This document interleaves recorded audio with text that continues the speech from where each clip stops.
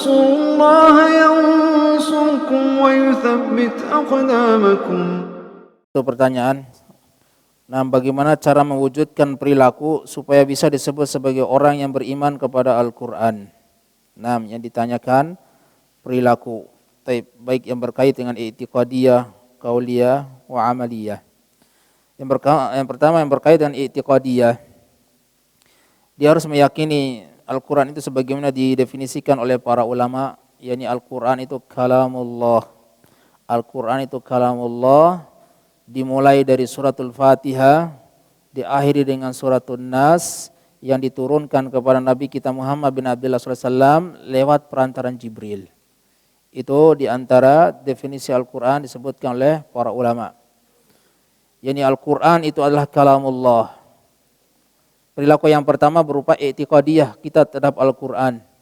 Meyakini bahwa Al-Quran itu adalah kalamullah semuanya, mulai dari suratul Fatihah sampai suratul Nas sebagaimana yang ada dalam mushaf sekarang. Susunan yang terdapat di dalam Al-Quran dari suratul Fatihah sampai suratul Nas itu bukan tanpa dasar. Itu disusun berdasarkan wahyu. Dan lengkap dari suratul Fatihah, dari suratul Fatihah sampai suratul Nas itu demikian yang tertera, yang tersimpan di Lauh Al-Mahfuz. Kemudian sampai diturunkan kepada Baitul Izzah di langit dunia, itu dalam satu paket seperti itu. Mulai dari suratul Fatihah sampai suratul Nas. Tertera di Lauhil Mahfuz dan disimpan di Baitul Izzah, diturunkan ke langit dunia, yang diturunkan secara perlahan-lahan selama Nabi SAW berdakwah 22 tahun lebih. Dan urutan turunnya itu tidak berdasarkan urutan surat yang terdapat dalam Quran.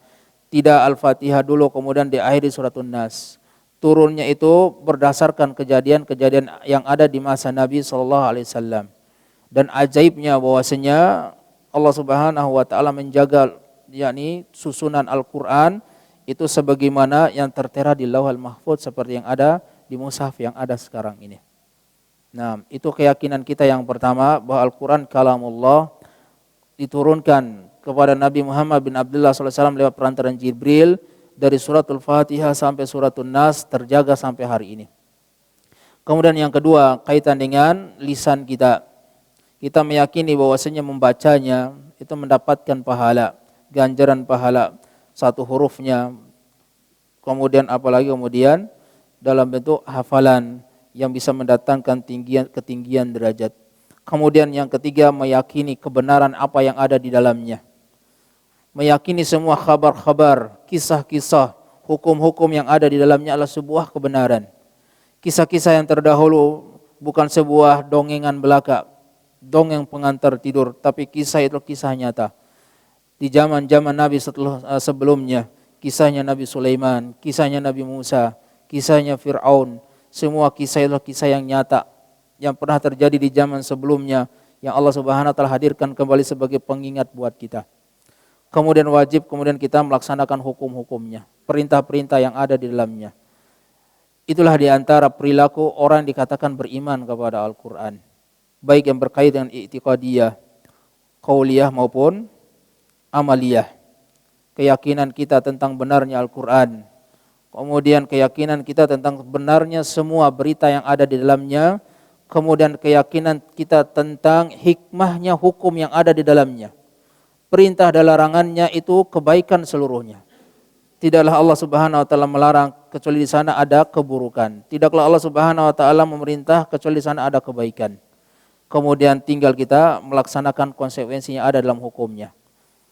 Apa yang diperintahkan Allah Subhanahu wa taala berkaitan dengan tahkim dengan Al-Qur'an, maka wajib kemudian kita melakukannya. Terutama yang berkaitan dengan putusan-putusan hukum. Wajib bagi seseorang yang diberi tugas untuk menghakimi manusia agar berhakim berdasarkan Al-Quran dan hadis Rasulullah Sallallahu Alaihi Wasallam. Itu diantara gambaran perilaku kita bagaimana kemudian kita dianggap sebagai orang yang beriman kepada Al-Quran. Wallahu tabaraka wa ta'ala a'lam.